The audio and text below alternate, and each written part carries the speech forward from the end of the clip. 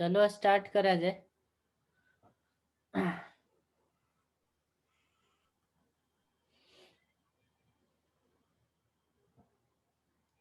आज के लेक्चर में मैं बात करूंगा इंटरफेरेंस।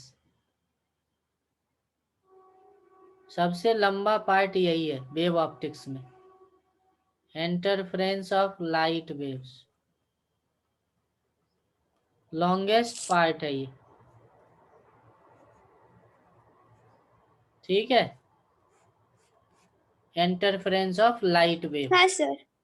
चलो स्टार्ट करते हैं। इंटरफेरेंस ऑफ लाइट वेव तो सिंपल है। जैसा हम लोगों ने इंटरफेरेंस देखा था साउंड वेव्स में, वेव्स ऑन स्ट्रिंग्स में, सेम तरीके का इंटरफेरेंस और सुपरपोजिशन की प्रिंसिपल लगानी है।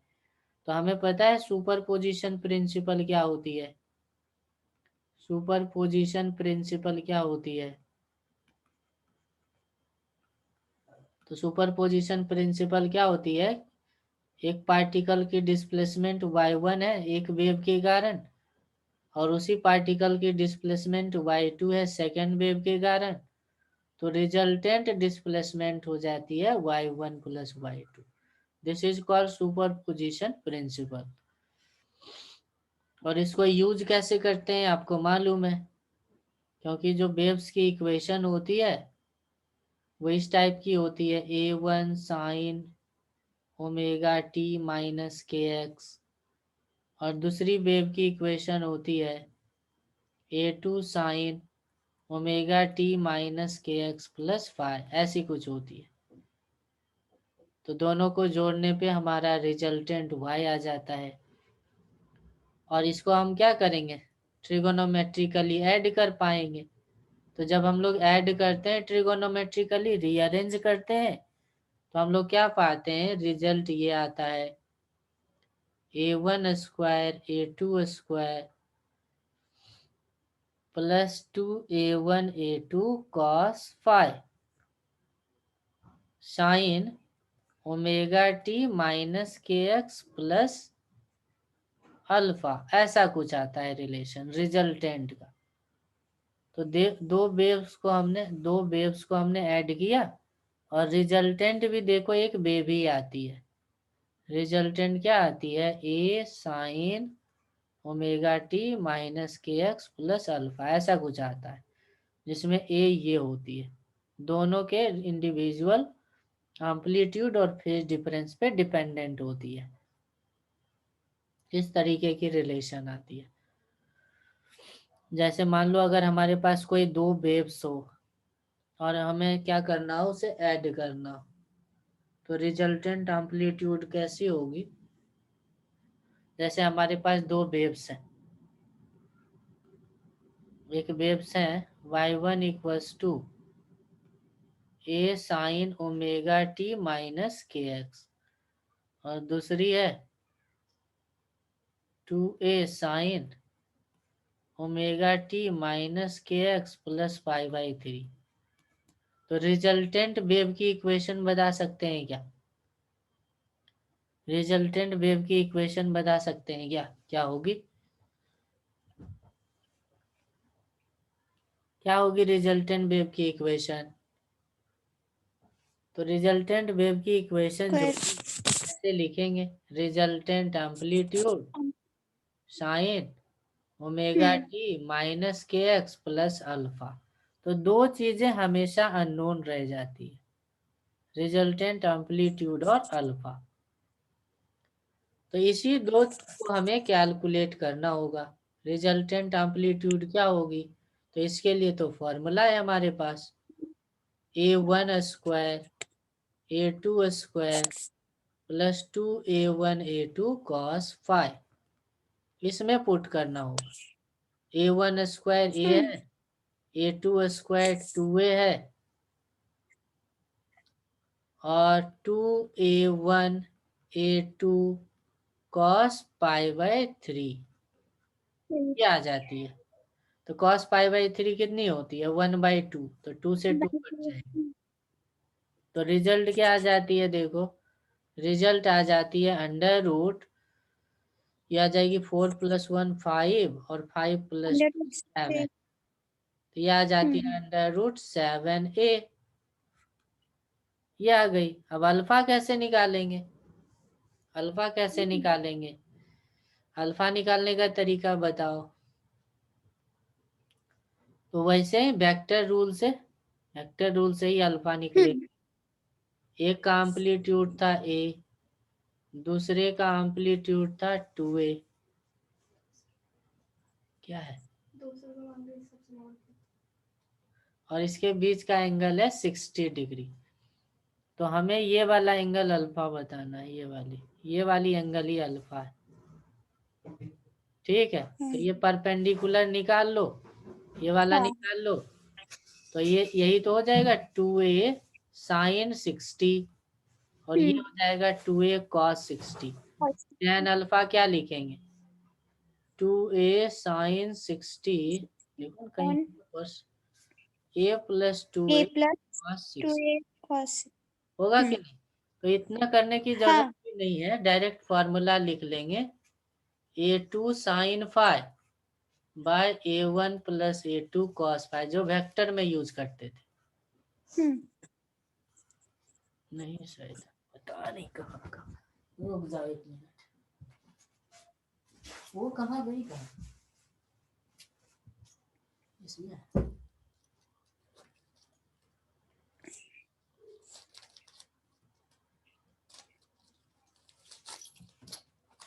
रखा हुआ मिलता है कभी? वो कहाँ गई? कितना लेना है? तो कहाँ से होगा?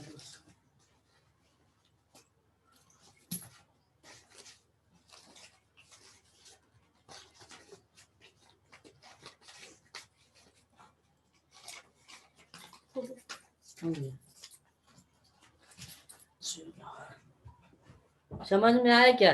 रिजल्टेंट के लिए बस वेक्टर वाला फॉर्मूला लिख लेंगे, आ जाएगी। चलो, मान लो इसी तरीके का एक क्वेश्चन दिया हुआ है कि एक वेव को इस तरीके से रिप्रेजेंट करी गई है।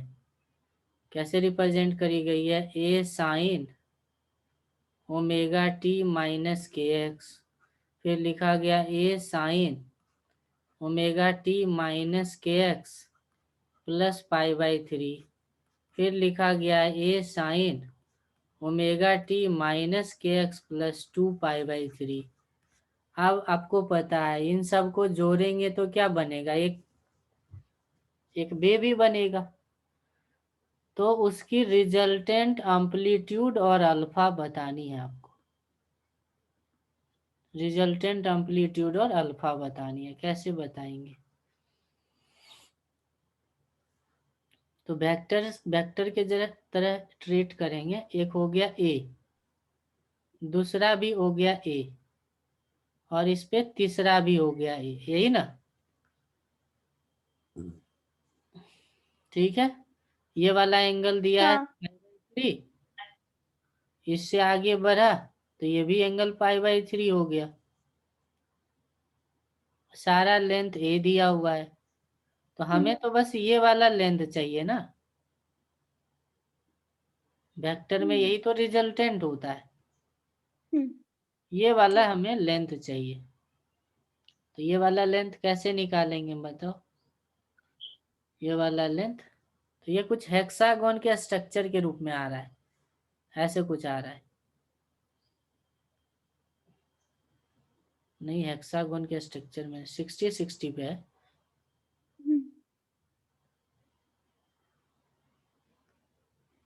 हेक्सागोन के ऐसे कुछ आ रहा है। ये ए है और ये ए है और ये भी ए है।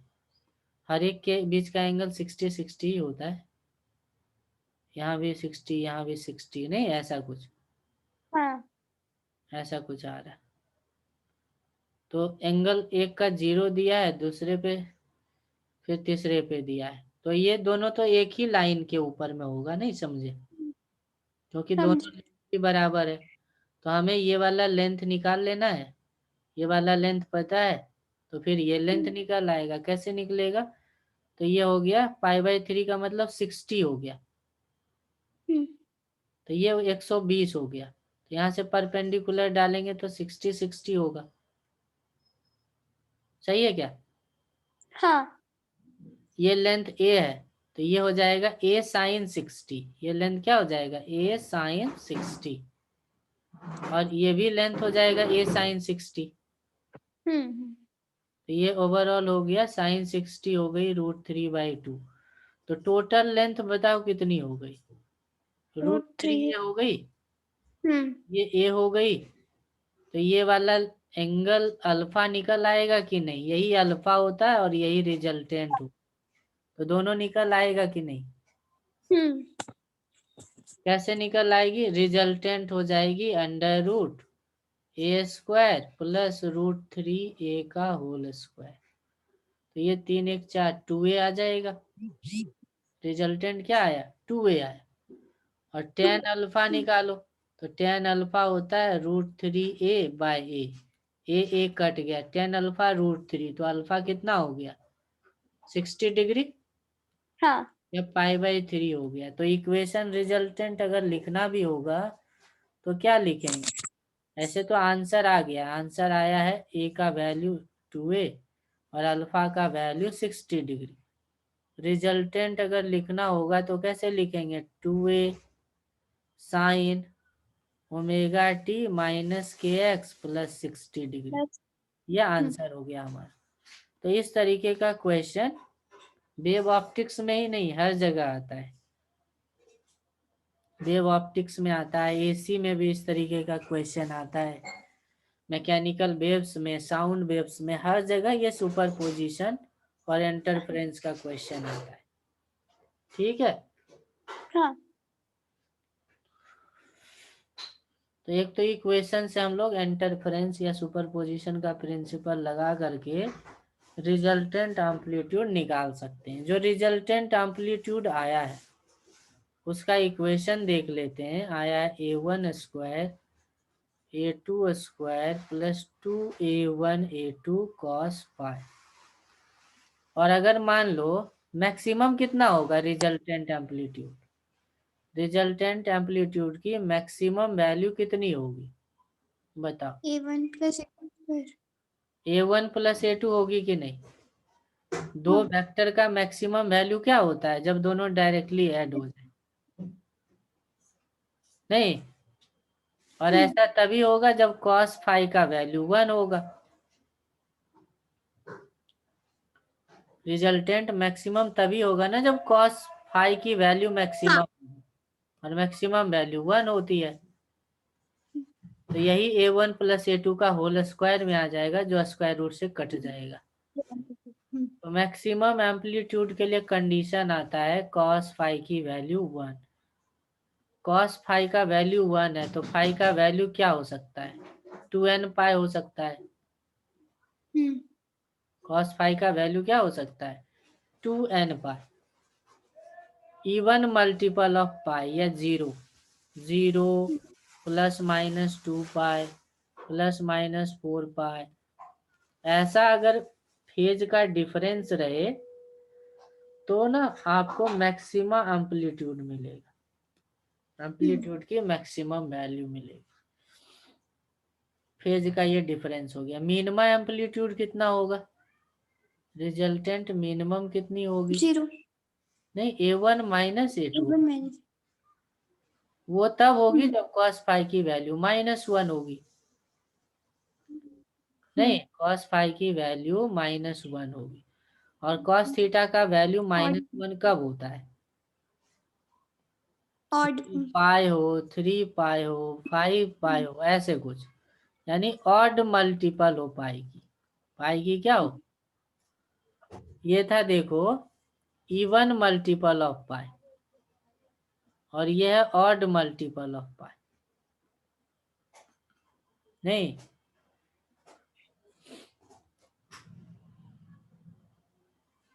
तो जब भी इंटरफेरेंस की बात होगी, जब भी इंटरफेरेंस की बात होगी तो जनरली दो केसेस की डिस्कशन करी जाती है।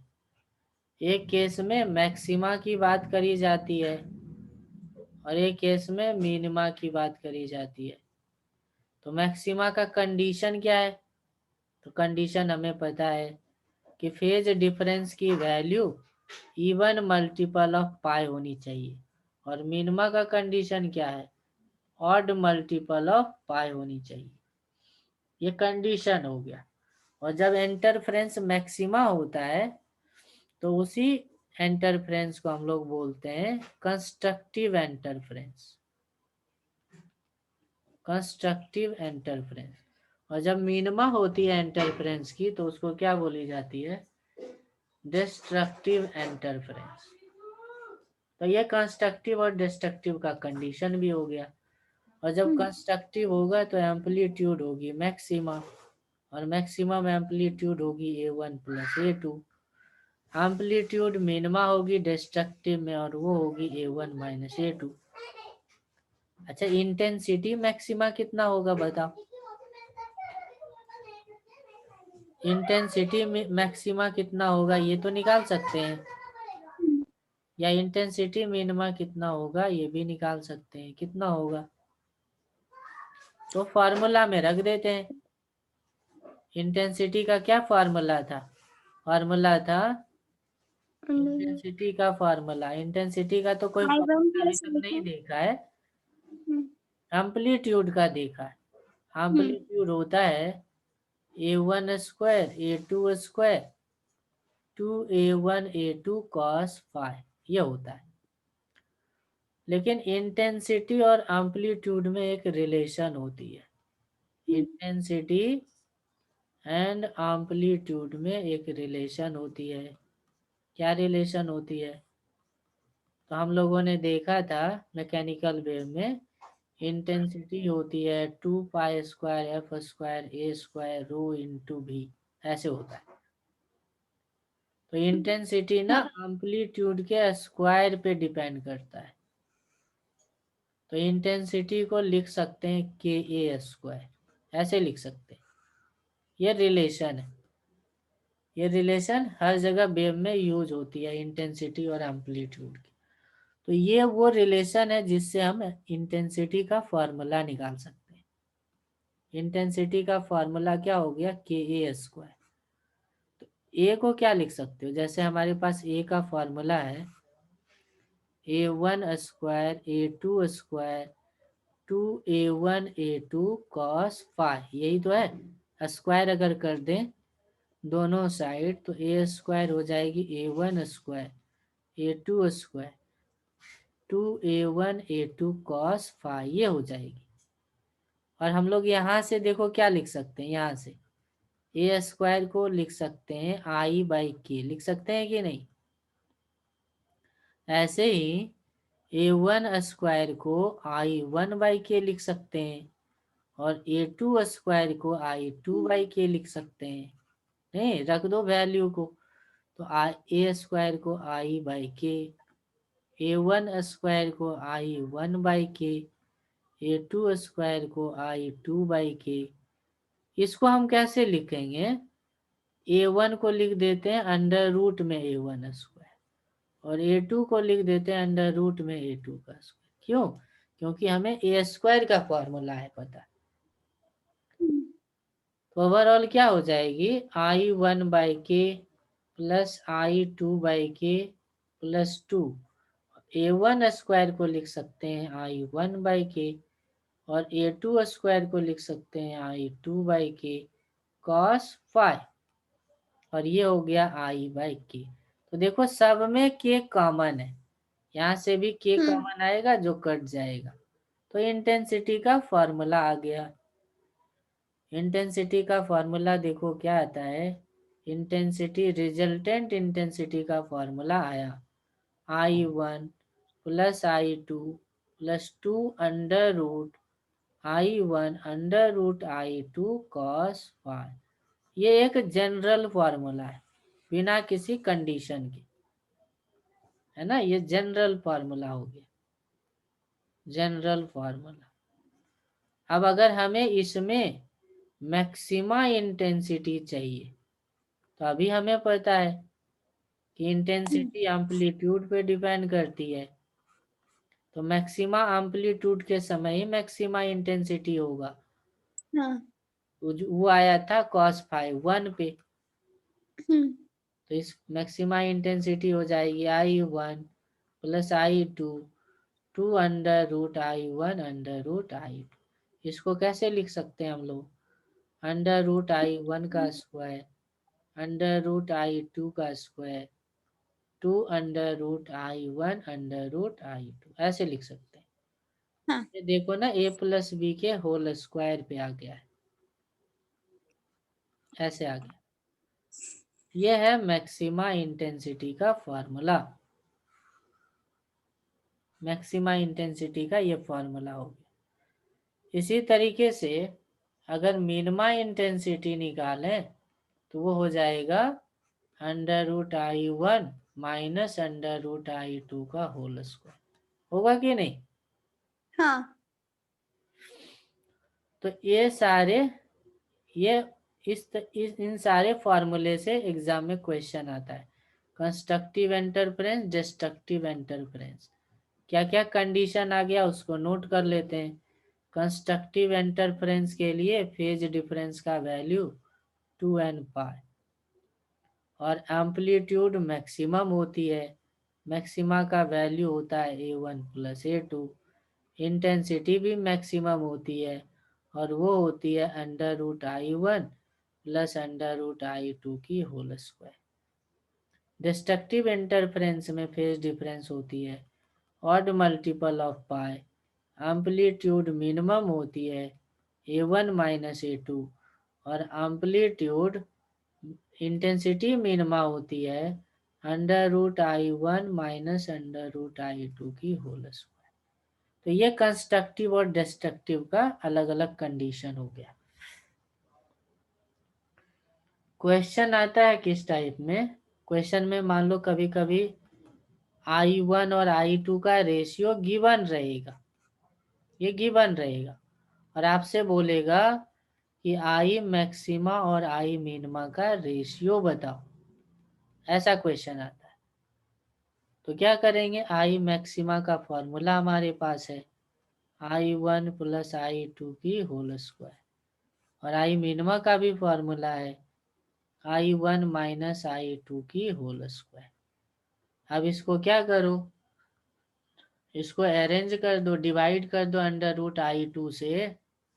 तो ये इसको ऐसे लिख सकते हैं I1 by I2 plus 1 under root I1 by I2 minus 1 का होल स्क्वायर, ऐसे लिख सकते हैं।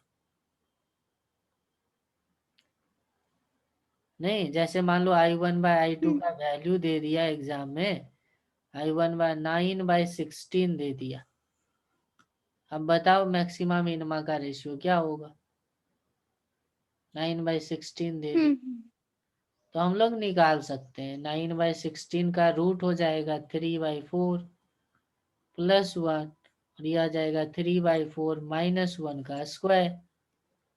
यह आ जाएगा 7 और ये आ जाएगा 7 आ जाएगा, 7 का स्क्वायर 49 आ जाएगा। तो इस हाँ। तरीके से निकाला जा सकता है। तो ये फॉर्मूला याद भी रखने।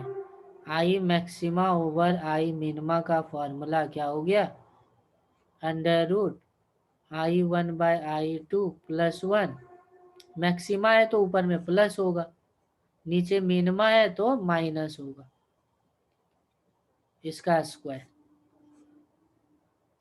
कभी कभी क्वेश्चन में क्या होता है ना, I1 I2 का रेशियो नहीं देता है, A1 और A2 A1 A2 का रेशियो गिवन रहता है और आपसे बोलता है कि मैक्सिमा मिनिमा का रेशियो बताओ, मैक्सिमा मिनिमा का रेशियो बताओ।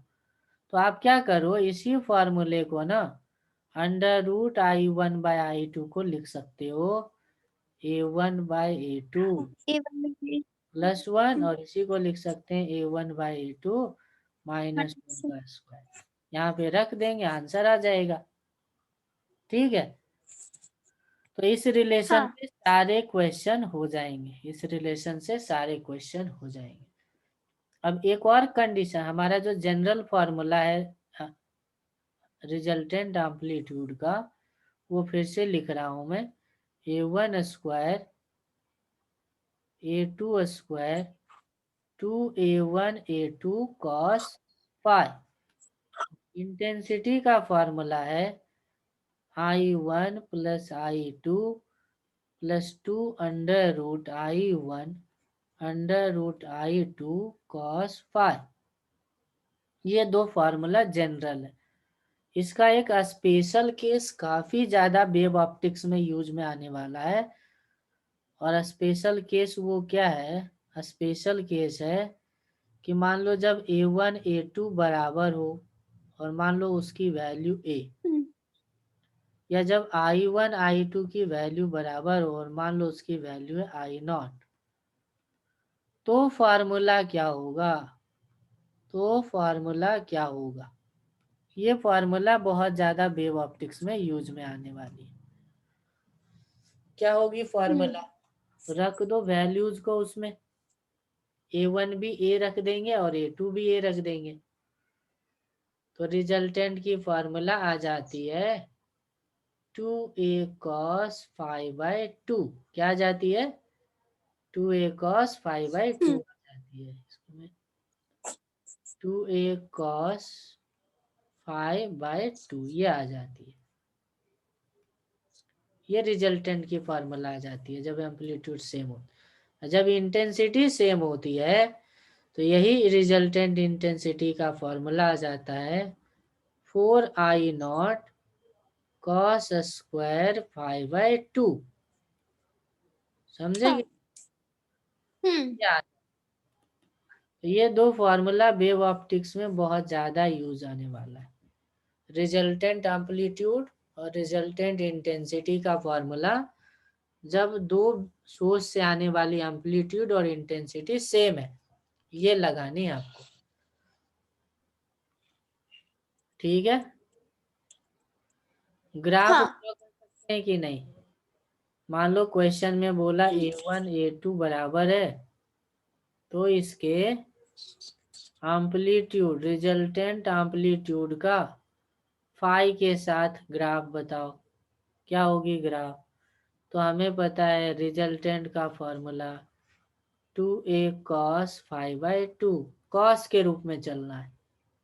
कॉस का ग्राफ पता ही है कैसे होता है, ऐसा होता है। इंटेंसिटी का क्या हो जाएगा? I1 I2 सेम है, इंटेंसिटी का ग्राफ क्या होगा बताओ? इंटेंसिटी का ग्राफ क्या होगा फाई के साथ? तो इंटेंसिटी का फॉर्मूला हमें पता है 4I0 cos square five by 2। ये भी कॉस में चल रहा है लेकिन स्क्वायर है तो नेगेटिव में नहीं आएगा। इस तरीके का ग्राफ आएगा, इस तरीके का ग्राफ आएगा। नहीं, हाँ। हाँ। एम्पलीट्यूड और इंटेंसिटी का ये रिलेशन है। तो इंटरफेरेंस बहुत तरह के होते हैं, लेकिन इंटरफेरेंस सस्टेन करे, प्रैक्टिकली हमें दिखाई दे, उसके लिए कुछ कंडीशन है। Sustainable interference, sustainable interference, sustainable interference की कंडीशन क्या है? इंटरफेरेंस एग्जिस्ट तो कर रहा हो और हमें वो प्रैक्टिकली दिखे भी, तो उसका कंडीशन बस ये है कि जो फेज डिफरेंस हो ना, फेज डिफरेंस, फेज डिफरेंस वो कांस्टेंट होने चाहिए with time, with time and position. Time और पोजीशन के साथ बदलना नहीं चाहिए, कांस्टेंट रहने चाहिए। और अगर ऐसा कंडीशन है तभी आपको ना कंस्ट्रक्टिव और डिस्ट्रक्टिव दिखाई देगा। जैसे मान लो हमने ऐसे दो वेव लिखा और बताना कि आप ये सस्टेनेबल इंटरफेरेंस देगा कि नहीं देगा। जैसे y1 लिखा A sine omega 1t minus K X, और दूसरा लिखा y2 equals to A sine omega 2t minus K X plus five. अब बताओ कि ये सस्टेनेबल इंटरफेरेंस देगा कि नहीं। here interference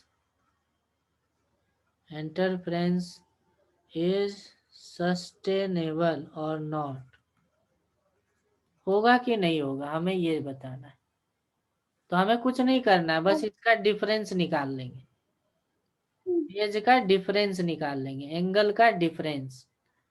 तो एंगल का डिफरेंस निकाल लो, क्या आएगा, एक एंगल है omega 1t minus K X, और दूसरा है omega 2t minus K X plus five, यही तो है, दोनों का difference, that is called phase difference. इसी को हम लोग क्या बोलते हैं, फेज डिफरेंस बोलते हैं। तो फेज डिफरेंस देखते हैं क्या आता है, तो के एक्स तो कट जाएगा, आ जाएगा omega 1 minus omega 2 into T minus five, यही तो आया फेज डिफरेंस, ये आया फेज का डिफरेंस। लेकिन देखो ये जो फेज डिफरेंस है ना, टाइम पे डिपेंड कर रहा है, इसलिए सस्टेनेबल इंटरफेरेंस नहीं देगा। समझ में आया, जो फेज अगर ये टाइम नहीं होता तब जाके सस्टेनेबल इंटरफेरेंस होती। तो अगर हम ओमेगा 1 और ओमेगा 2 को सेम कर दें, बताओ, ओमेगा 1 ओमेगा 2 को सेम कर दें, तब बताओ सस्टेनेबल होगा कि नहीं। ओमेगा 1 ओमेगा 2 को सेम करेंगे तो ये तो आ जाएगा 0 माइनस 5, अब माइनस 5 तो एक कांस्टेंट है, इस केस में सस्टेन करेगा, इस केस में क्या करेगा, सस्टेन करेगा। कंडीशन क्या आ गया, कंडीशंस हम लोग इस तरीके से लिखते हैं, कंडीशंस क्या लिखते हैं, पहले तो बोल देते हैं कि phase difference remains constant with time and position, time और पोजीशन के साथ बदलनी नहीं चाहिए, कांस्टेंट रहनी चाहिए। और दूसरा आप ना ये इनडायरेक्टली बोल सकते हैं कि ओमेगा 1 ओमेगा 2 सेम होनी चाहिए। ओमेगा जब सेम रहेगा ना तो ऑलरेडी वो फेज डिफरेंस कांस्टेंट ही रहेगा। यानी अगर दो सोर्स हम यूज कर रहे हैं लाइट की तो उसकी ओमेगा सेम होनी चाहिए, ओमेगा डिफरेंट रहेगी तो वो सस्टेन नहीं करेगा, फिर इंटरफेरेंस पैटर्न, इंटेंसिटी का देखो पैटर्न कैसा आया था जब हमने इंटेंसिटी एम्पलीट्यूड सेम ले रखा था और ओमेगा भी सेम ले रखा था, तो ऐसे आया था, ऐसा आया था इंटेंसिटी का। तो कभी मैक्सिमा मिल रहा है, यहाँ पे मिनिमा मिला, फिर मैक्सिमा मिला, फिर मिनिमा मिला, फिर मैक्सिमा मिला। तो इस तरीके से पीरियोडिकली मैक्सिमा और मिनिमा आपको तभी मिलेगा जब ओमेगा होगा सेम। आया समझ में बात, ओमेगा सेम तब होगी, ओमेगा सेम होगी तभी इस तरीके का पैटर्न मिलेगा।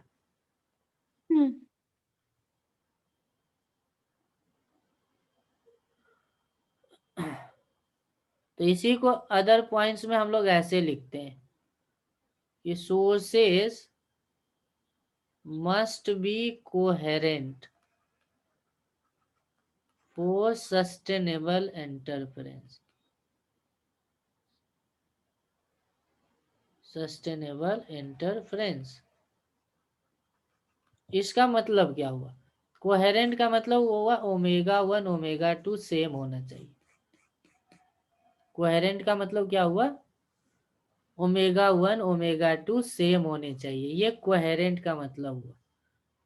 और देखो कोई भी सोर्स लेते हैं ना, ओमेगा किस पे डिपेंड करता है, फ्रीक्वेंसी पे, फ्रीक्वेंसी ऑफ वाइब्रेशन। तो प्रैक्टिकली ना दो बल्ब लगा लो एक रूम में, तब भी उसका जो फिलामेंट होता है, उसका जो वाइब्रेशन होता है दूसरे फिलामेंट के वाइब्रेशन से डिफरेंट ही रहता है, क्योंकि माइक्रोस्कोपिक लेवल पे एटम्स अलग अलग ही रहता है।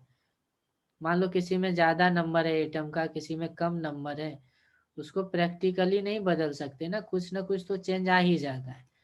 इसीलिए एफ चेंज हो जाता है और ओमेगा चेंज हो जाती है। तो कोहेरेंट सोर्स जब तक फाइंड नहीं कर पाएंगे तब तक सस्टेनेबल इंटरफेरेंस एग्जिस्ट नहीं कर पाएगा। ठीक है। हाँ।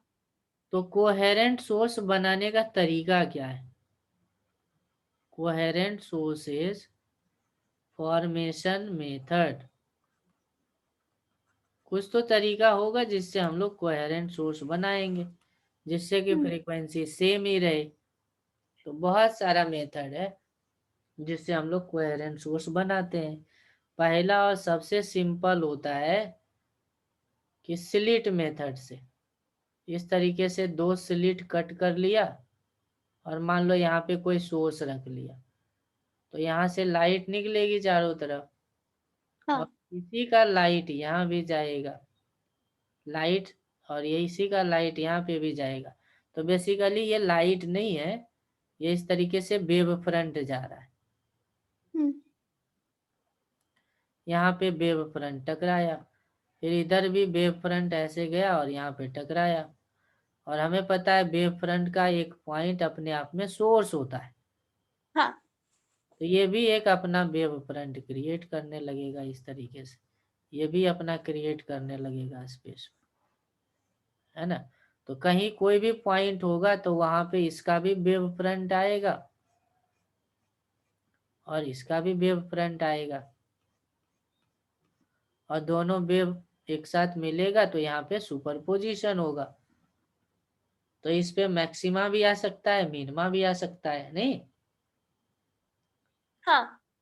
तो ये जो दो सोर्स है, ये जो दो स्लिट लिया हूं, ये कोहेरेंट सोर्स का काम करेगा।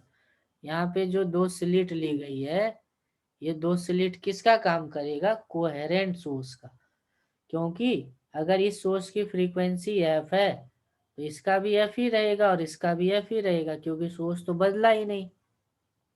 तो ये दोनों सोर्स से निकलने वाली वेव्स कोहेरेंट सोर्स के कोहेरेंट वेव्स होंगे जो इंटरफेरेंस पैटर्न शो करेगा। तो एक तो ये तरीका हो गया कि आप क्या करो, 2 3 4 जितने भी स्लिट बनाओ सारे सोर्सेज कोहेरेंट ही बनेंगे। और कोई तरीका बताओ जिससे कोहेरेंट बनाया जाए। मिरर को यूज करके कोहेरेंट बना सकते हैं कि नहीं? ऐसे मान लो एक मिरर है हाँ। और यहाँ पे हमारा लाइट सोर्स है, तो लाइट यहाँ से आएगी और इधर रिफ्लेक्ट होगी तो इसका इमेज इधर बनेगा, इमेज इधर बनेगा, नहीं। तो देखो हाँ। यहाँ जो लाइट आएगी ना, इधर एपियर होगी, इस तरफ से आता होगा। तो कहीं भी स्क्रीन अगर बना दें, यहाँ पे मान लो एक पॉइंट P कंसीडर करें, तो एक वेव तो यहाँ से डायरेक्ट आएगा, यहाँ पे ऐसे वेव फ्रंट आएगा एक डायरेक्ट, और दूसरा यहाँ से आएगा, दूसरा यहाँ से आएगा कि नहीं? रिफ्लेक्टेड से आएगा, और दोनों का फ्रीक्वेंसी सेम ही रहेगा। तो ये दो सोर्स की तरह काम करेगा, और यहाँ पे भी ये दो कोहेरेंट सोर्सेज होंगे, ठीक है, कोहेरेंट सोर्सेज की तरह काम। लेंस को भी हम लोग बना सकते हैं, लेंस को भी हम लोग बना सकते हैं, लेंस को भी हम कोहेरेंट की तरह बना सकते हैं। इधर से लाइट गया ऐसे ऐसे पैरेलल हो गया तो लगेगा कि हमें सोर्स यहाँ से आ रहा है लाइट, इधर से लाइट गया इस तरीके से तो हमें लगेगा इधर से आ रहा है लाइट। तो ये दो सोर्स जो S1 S2 क्या है? कोहेरेंट ही तो है। यहाँ से जो लाइट जा रहे हैं और हाँ। यहाँ से जो लाइट जा रहे हैं वो कोहेरेंट सोर्स है। ये दोनों सोर्सेज क्या हो गए? कोहेरेंट हो गए। जब तक सोर्सेज कोहेरेंट नहीं बनाएंगे तो पैटर्न हमें प्रैक्टिकली नहीं दिखेगा। और प्रिज्म से भी हम लोग बनाते हैं, प्रिज्म से भी बनाते हैं। प्रिज्म से कैसे बनाते हैं, मान लो यहाँ पे मान लो कोई बॉडी है, तरीके से इधर लाइट गया और फिर डेविएट हो गया, कहीं पे भी डेविएट हो गया इस तरीके से, तो हमें लगेगा कि इधर सोर्स यहाँ पे, ये S1 और ये S2, हाँ ये भी कोहेरेंट सोर्सेज की तरह काम करेंगे।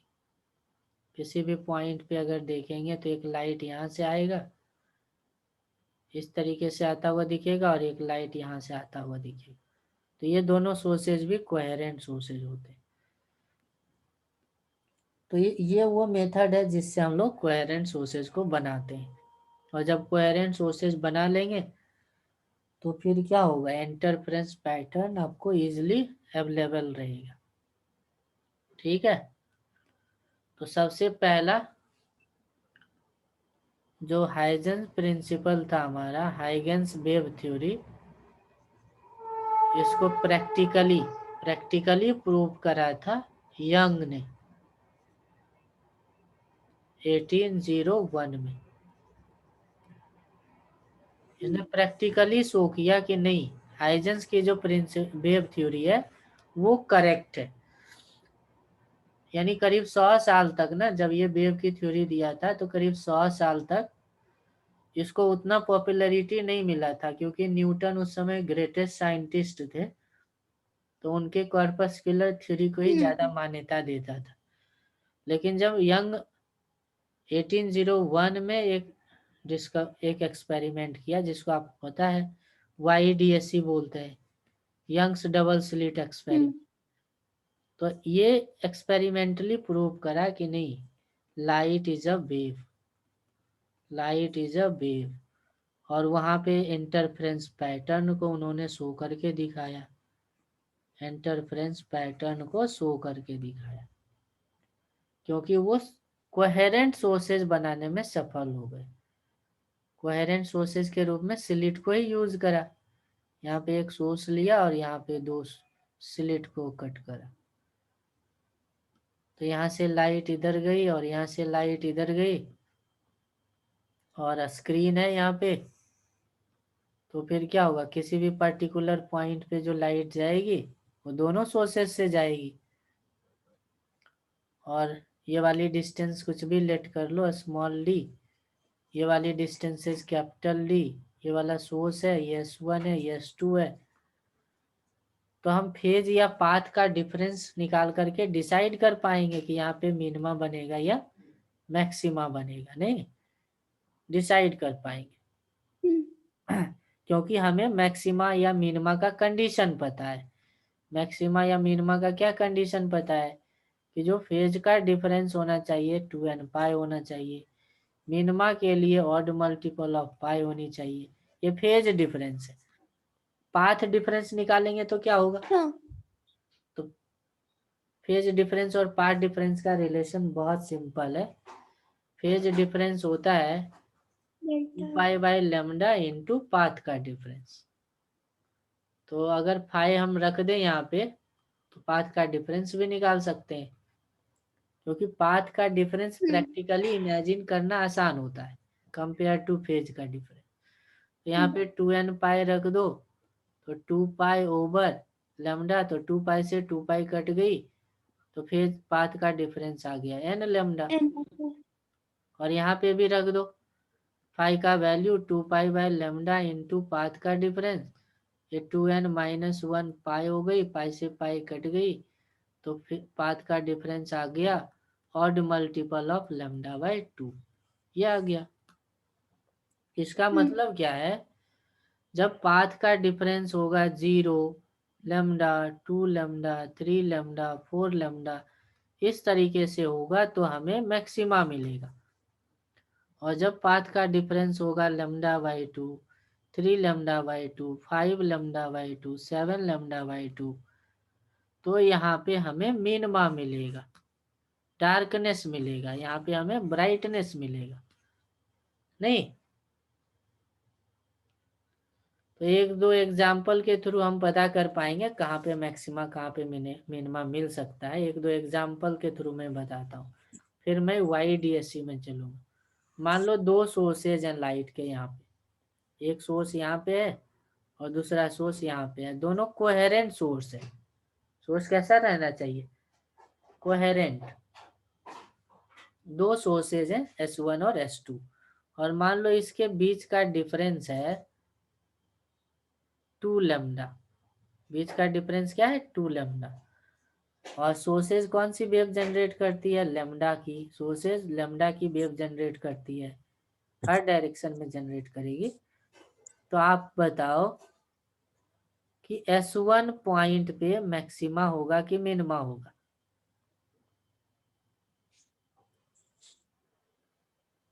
S1 पॉइंट पे मैक्सिमा होगी इंटरफेरेंस की या मिनिमा होगी? S1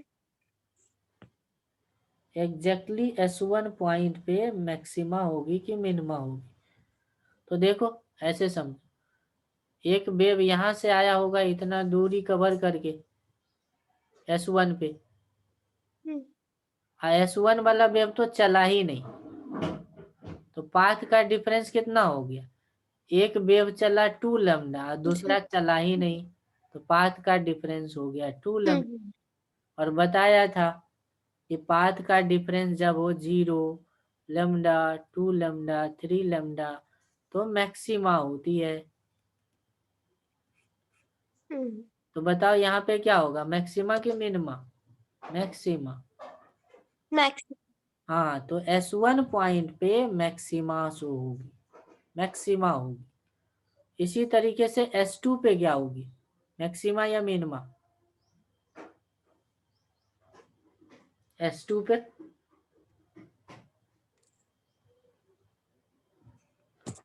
S2 पे बात कर रहा हूँ, तो यहाँ पे वेव ये इतना डिस्टेंस कवर करके जाएगी और S2 वाले को तो कुछ भी नहीं जाना पड़ेगा, तो फिर से पाथ का डिफरेंस 2 लैम्डा होगा ना, तो फिर से मैक्सिमम।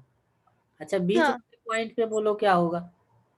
इधर से भी लैम्डा डिस्टेंस, इधर से भी लैम्डा डिस्टेंस, तो बीच वाले पे क्या होगा, मैक्सिमा होगा कि मिनिमा? तो इस पॉइंट पे क्या मैक्सिमम होगा, 0 आएगा। जितना लेंथ ये वाला वेव चलेगा उतना ही लेंथ ये वाला वेव चलेगा, तो पाथ का डिफरेंस कितना हो जाएगा, लैम्डा माइनस लैम्डा 0। तो पाथ का डिफरेंस 0 तो मैक्सिमा होती है। इसका मतलब 3 पॉइंट तो फिक्स है, 3 पॉइंट तो फिक्स हो गया कि अगर डिस्टेंस दोनों के बीच का 2 लैम्डा है, यहाँ पे एक सोर्स है यहाँ पे एक सोर्स है, तो हमें क्या पता चला कि यहाँ पे होगा मैक्सिमा, यहाँ पे भी होगा मैक्सिमा और बीच में भी होगा मैक्सिमा, नहीं? अच्छा, यहाँ पे हाँ पाथ का डिफरेंस कितना आया था, 2 लैम्डा आया था ना, और यहाँ पे पाथ का डिफरेंस कितना आया था, 2 लैम्डा आया था ना। पाथ का डिफरेंस आया 2 लैम्डा, यहाँ पे क्या आया था पाथ का डिफरेंस 0, क्योंकि इधर से भी लैम्डा उधर से भी लैम्डा। अब जरा सोच करके बता, हाँ यहाँ पे पाथ का डिफरेंस है 2 लैम्डा, यहाँ पे है पाथ का डिफरेंस 0, तो बीच में कहीं तो होगा जहाँ पे पाथ का डिफरेंस रहा होगा लैम्डा, एक और कहीं पे हाँ पॉइंट तो रहा होगा बीच, 0 लैम्डा 2 लैम्डा, बीच में क्या रहेगा, कुछ भी नहीं रहेगा। बीच में एक पॉइंट होगा जहाँ पे पाथ का डिफरेंस क्या रहेगा, लैम्डा रहेगा। तब ना 0 के बाद लैम्डा, लैम्डा के बाद 2 लैम्डा आया, फिर यहाँ पे भी बीच में भी तो पाथ का डिफरेंस लैम्डा रहेगा, नहीं? तो अगर आपसे बोले कि हाँ कितना मैक्सिमा बनेगा, अगर कोई ऑब्जर्वर यहाँ से चले और यहाँ तक जाए तो उसको कितना मैक्सिमा मिलेगा, 5 गो मिलेगा, 5 मिलेगा ना, एक तो मिलेगा यहाँ पे, हाँ फिर यहाँ पे, हाँ फिर यहाँ पे, फिर यहाँ पे, फिर यहाँ। 5 मैक्सिमा मिलेगा। नंबर ऑफ मैक्सिमा कितना मिलेगा?